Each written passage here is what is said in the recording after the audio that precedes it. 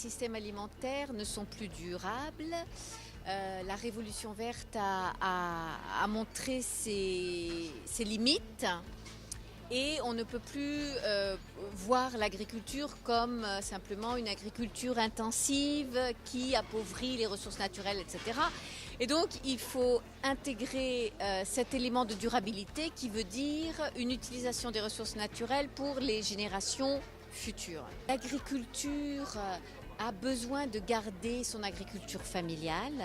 On ne pourra pas avoir un monde avec 2% de population active dans le domaine agricole. Et du coup, il faut penser à l'inclusion de ces petits agriculteurs dans ces systèmes alimentaires.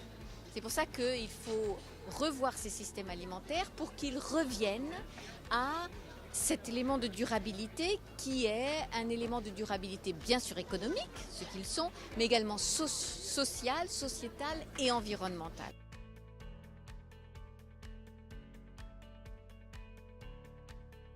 Il n'y a pas de recette miracle, évidemment, mais il y a, je pense, deux choses importantes. Une chose, c'est de repenser le développement territorial. Et justement, j'essayais de parler de ce continuum entre rural et urbain, donc de ne pas faire cette dichotomie rural-urbain,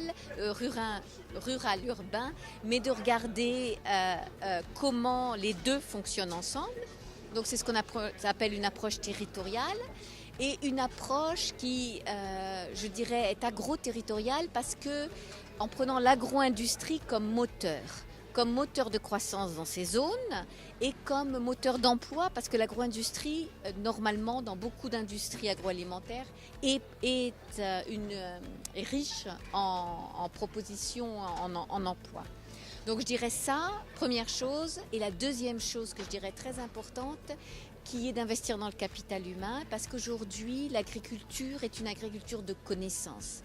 Nos grands-parents cultivaient la terre comme ils l'avaient fait les grands-parents. Aujourd'hui, du fait de la pression sur les ressources naturelles, du changement climatique, l'agriculteur a besoin de connaissances pour savoir exactement comment utiliser au mieux les ressources qu'il a.